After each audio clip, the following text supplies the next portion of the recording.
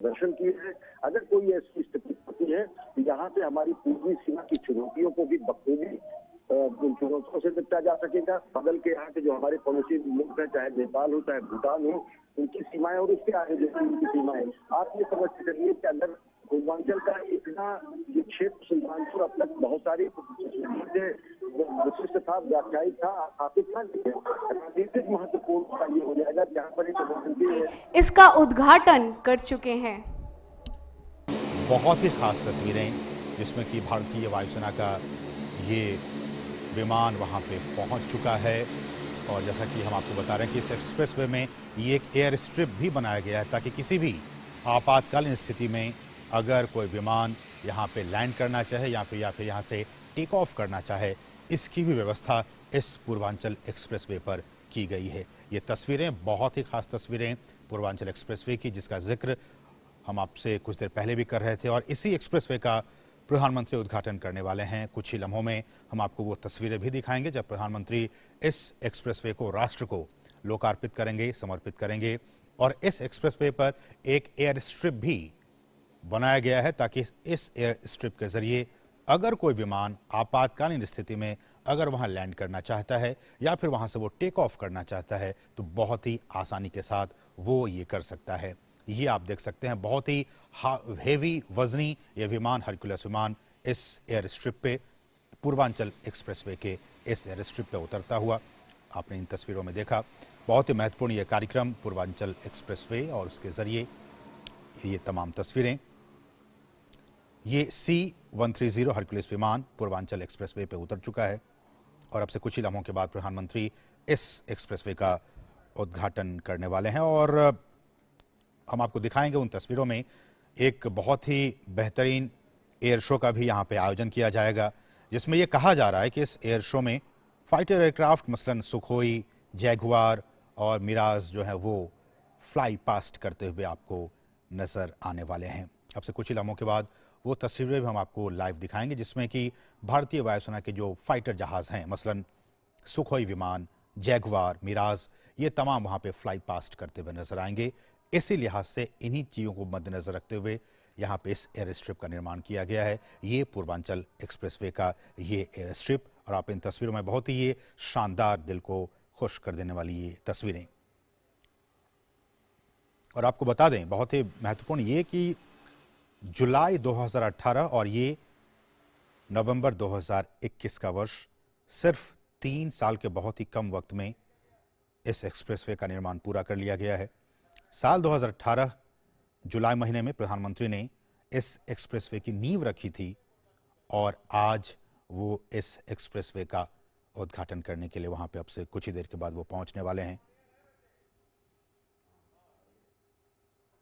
और ये जो एयर स्ट्रिप है, जैसा कि मैं आपको बता रहा था कि इसकी कुल लंबाई 3.3 किलोमीटर की दूरी के लिए बनाया गया, विकसित किया गया, ताकि यहाँ पे कोई विमान अगर लैंड करना चाहे या फिर यहाँ से टेक ऑफ करना चाहे तो उसके लिए बहुत आसानी हो जाएगी। मसलन IAF अगर इंडियन एयरफोर्स के मिराज 2000 और Su-30 MKI विमान की बात की जाए तो इसके लिए भी आपातकालीन हवाई पट्टी पर टेक ऑफ और लैंडिंग की व्यवस्था की गई है। और ये सारा उस प्रधानमंत्री के उस एक सपने का, उस विजन को हकीकत में बदलने का ये आज का दिन बहुत ही महत्वपूर्ण। और आप देखे भी होंगे, अब से कुछ दिन पहले भी यहाँ पे अभ्यास के तौर पर वायुसेना के विमानों को यहाँ पे लैंड कराया गया था। और आज इसी कड़ी में भारतीय वायुसेना के विमान C-130 हरक्यूलिस विमान आप देख सकते हैं पूर्वांचल एक्सप्रेसवे के इस एयर स्ट्रिप पर बहुत ही स्मूथली इसने लैंड किया और फिर टेक ऑफ। ये सारी चीज़ें हम आपको दिखाएंगे। प्रधानमंत्री अब से कुछ ही लम्हों के बाद यहाँ पहुँचने वाले हैं और इस पूरे एक्सप्रेसवे को वो राष्ट्र को समर्पित करेंगे। कहा जा रहा है कि ये 6 लेन का ये एक्सप्रेसवे है और इससे आने वाले दिनों में 8 लेन और उससे भी ज़्यादा का विस्तार किया जाएगा। और इस एक्सप्रेसवे के आज से खुल जाने के बाद से उत्तर प्रदेश की राजधानी, ये आप देख सकते हैं, जो हमारे एयर वॉरियर्स वो यहाँ पहुँच चुके हैं बहुत ही विहंगम तस्वीरें ये। हमारे एयर वॉरियर्स अपने तमाम साजो सामान के साथ पूर्वांचल एक्सप्रेसवे के इस डेडिकेटेड जो स्ट्रिप है, एयर स्ट्रिप, उस पे वहां पहुंच चुके हैं। और जैसा कि मैं आपको बता रहा था कि ये जो एक्सप्रेसवे है,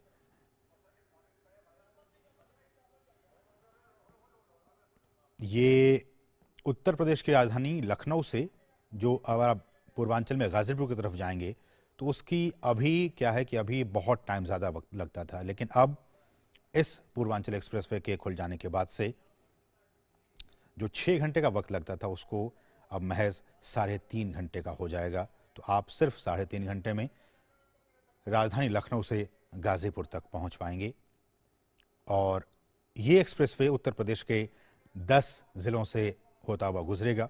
मैं आपको बता दूं, गाजीपुर, उससे पहले मऊ, फिर आजमगढ़, फिर अंबेडकर नगर, अयोध्या, सुल्तानपुर, अमेठी, बाराबंकी और लखनऊ। तो ये तमाम जो ज़िले हैं जिनको कि ये एक्सप्रेसवे जोड़ने का काम करेगा। चूँकि इस वक्त इन तस्वीरों में आप देख रहे हैं एयरफोर्स के इस विमान को, मैं आपको कुछ जानकारी दे दूं कि एयरफोर्स का अगर आकस्मिक इस्तेमाल के लिए अगर इसका यूज़ होता है तो उसके लिए 34 मीटर चौड़ी और 3 किलोमीटर 3.20 किलोमीटर लंबी एयर स्ट्रिप बनाई गई है। आप इन तस्वीरों में आप देख सकते हैं। इमरजेंसी यूज़ के लिए सुल्तानपुर में 34 मीटर चौड़ी है और लगभग 3.20 किलोमीटर लंबी एयर स्ट्रिप बनाई गई है। हमारे साथ हमारे सहयोगी अश्विनी मिश्र इस वक्त वहां पे मौजूद हैं, ग्राउंड जीरो से मौजूद हैं।